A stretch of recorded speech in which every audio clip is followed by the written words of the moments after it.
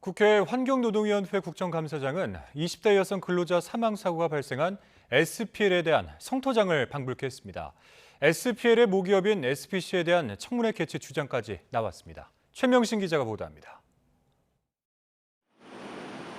이번 사망 사고가 발생한 SPL을 비롯한 SPC 주요 계열사 4곳에서 최근 5년 사이 발생한 산업 재해자는 581명입니다. 2017년 4명에 불과했지만 2018년 노동조합 결성을 계기로 쉬쉬하던 게 표면화되면서 해마다 큰 폭으로 늘었습니다.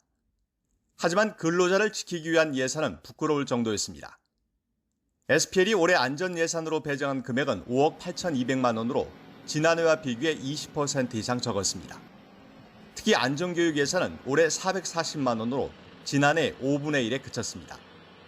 국회 환경노동위원회 국감장은 SPL과 모기업 SPC에 대한 성토장을 방불케 했습니다.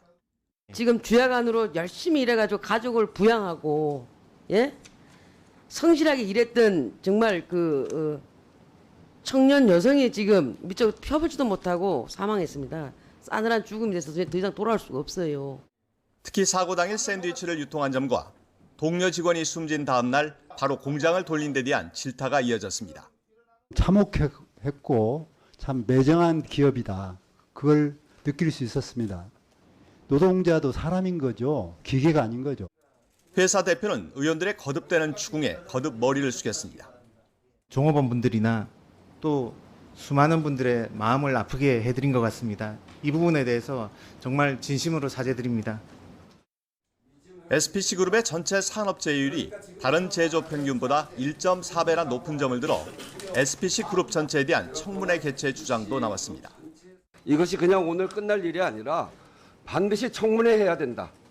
그래서 우리 국정감사 끝나고 SPC에 대해서 전체 그룹에 대한 청문회를 꼭 해야 되겠다. 국감에서 호된 신고식을 치른 SPC 그룹엔 노동부의 대대적인 안전보건 조사가 예고됐습니다. YTN 최명신입니다.